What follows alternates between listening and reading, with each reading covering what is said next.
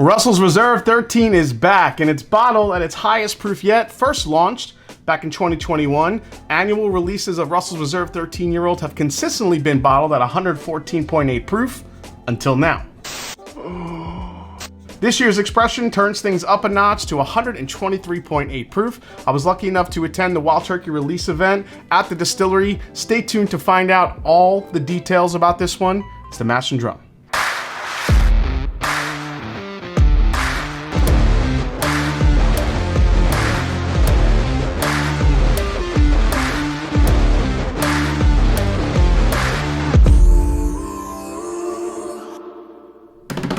What's up, folks? I'm Jason C. from the Mash and Drum, and welcome back to the show. Like, subscribe, and help me keep climbing to 100,000 subscribers here in 2025. We are less than 200 subscribers away, so getting excited. So while attending the Russell's 13 event, I got to taste this for the first time, but also really learn what went into this batch. Now, first and foremost, the label has been updated with a Spring 2025 distinction, which will make this batch and future batches easier to recognize instead of having to look up barrel codes. I like it a lot.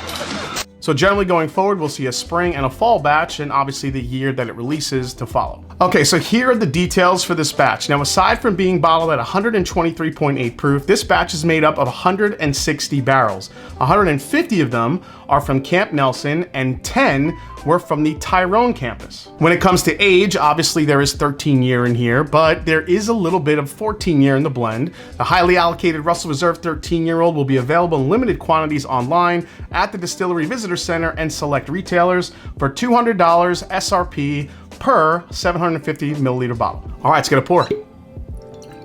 Always a good day when it's time for turkey. Here we go. Now, the first thing that jumped out to me when I first tried this was how sweet it was.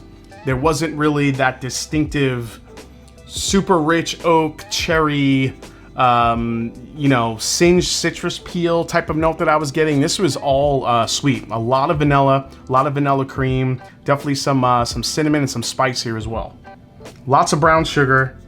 I do feel like as this is opened up, I'm getting a little bit more of the cherry and the dark fruit. I do feel like there is a tinge of it there, but not as much as you would think when compared to some of the older Russell's 13 batches, which had a lot more oak and that cherry, which kind of combined to almost give you like a medicinal cherry in some aspects.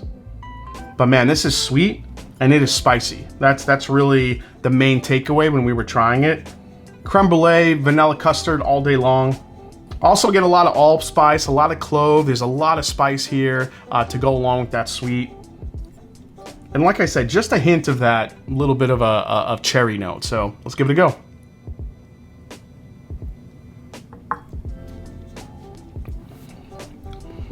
Man, the first thing that hits you is the spice. The spice is in your face. It is peppery. It is clovey. It is sweet and it's hot.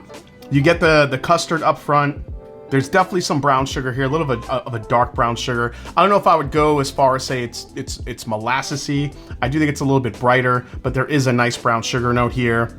Again, a little bit of that cherry note, but not a lot. I really do think that this leans heavy into not only the vanilla custard and kind of the creme brulee notes, maybe a little brown sugar and toffee, but really the spice. It's so spice driven compared to past Russell's batches. See, that sip, I feel like this is getting sweeter to me. This hits you with a lot of sweet and a lot of spice. And there's really no other avenues this goes. This is quite, I'm not gonna say it's a huge departure from past batches, but if you're used to the heavy oak, leather, tobacco, getting those really big age notes in a Russell's 13 previously, while there may be hints of that there, I do feel like this is brighter and spicier. Now, when we were talking to Bruce about this, when he was kind of going through it, he said that Jimmy Russell would love this whiskey because it's very rough around the edges. He likes it a little bit rough, whereas his dad, Eddie Russell, likes it a little bit on the smoother side, where those rough edges on the outside have been smoothed down a little bit. It's a little bit easier to take in, but this is kind of a Jimmy Russell profile type of whiskey. And the more I sip this, the sweeter it's getting. There is an oak spice there. There is some oak. I'm not gonna lie. There is some oak here, and I do think there's a hint of dark fruit, but it's just not that heavy cherry that we're used to in some of the Russell's batches. On the finish, you get a lot more spice. There's some oak char there. I feel like some of that signature, you know, wild turkey citrus kind of peeks out a little bit. But again, really, it's just it's a good study in what sweet and spice and how those can balance out is what you get in this batch. Again, it's kind of a departure from Russell's 13. I don't have a Russell's 13 open or I would compare it, but I did do a comparison on my live stream and did find this batch to be a lot more sweet forward rather than that oak and leather forward that some of the past batches have been. So it'll be interesting to see what people think about this when they get this one, because I do think, like I said, it is different than past batches. All right, last sip here. Again, a lot of vanilla caramel up front, maybe some brown sugar, almost a vanilla custard type of note. I do think there's a twinge of some citrus and some cherry, but not nearly as prevalent as we've seen in past batches. And then on the finish, all the clove, the allspice, the black pepper, and that oak spice really comes to the forefront. This is a nice difference than we've seen from other batches. But before we get into a final breakdown, let's go to the question of the day. All right, so today's question comes from Chris Cove #1. He says, how do you decide what bottles to put behind you during these episodes? They always are different. Love your content. It's a great question, Chris, and it actually is something I do thoughtfully think of before I do a video. So what I'll do is I'll put different bottles up here, bottles that I may have just either acquired or bottles that I've been sitting on, maybe to do a review. And really, I kind of depend on you guys to maybe notice them and let me know, hey, I want to see a review of that one. Hey, I see that bottle in the back. When are you going to do a review of that one? So there are a lot of people that pay attention to what's on the barrel, but really it's for me to use kind of a crowdsourcing, it's an opportunity for me to crowdsource some ideas from you guys and see what you want me to review and what you want to hear about. So great question. By the way, if you have a question of the day on your own, please feel free to leave it in the comments below. All right, final breakdown on the Russell's 13 Spring 2025. All right, guys, price for this one, you're looking at $200 right on the dot, about $225 with tax. Resale market value, already seeing these on the resale market for about $500 to $550. That's basically what they're going for. I mean, it's early on, they may come down, but right now I think the proof of this being such a high proof for Russell's 13 that we haven't had before is really driving the market up on this one. Availability here is obviously going to be very limited. As far as value, I'm going to say that this one for $200, based on what I've tasted before in Russell's, is below average. I think it's not even. Usually these are even for me or above, but given the fact that there is 13 and only 14 in here, and we're not seeing the big batches of older whiskey go into this one, however, it's still a banger of a pour. Most I pay here is going to be retail. You know, I know people are going to want to maybe pay more for this because the proof is so high, but it doesn't mean it's a better batch or worth more than some of those older batches that we've seen. So for me, it's going to be retail. Alternatives for this one, I think, will be pretty easy. I mean, honestly, Russell's Reserve single barrels just keep getting better and better each and every year.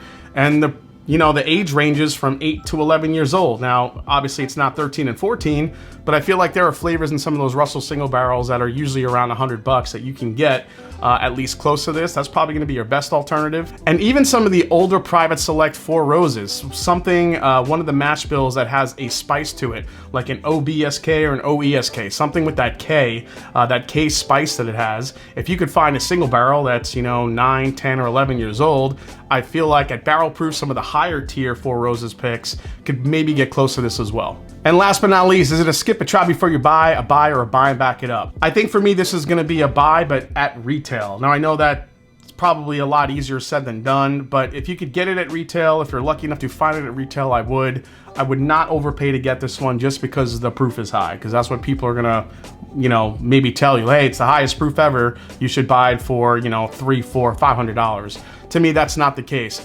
And the only reason why I say that is because it is a departure from the previous Russell's batches that we've had. Again, this focuses more on the sweet and the spice of things. It's a little less rounded. I do feel like that prickliness that it has really comes to the forefront, especially on the finish.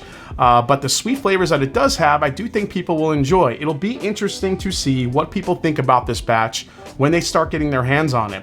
Because I know some people that liked Russell's 13 more than 15 because it didn't have as much oak in it. So maybe some people will get this batch and just absolutely love it because it does get into a sweeter profile than the usual Russell's 13s. But for me, I think there's a part of me that misses some of that older whiskey depth that some of the older 13s had.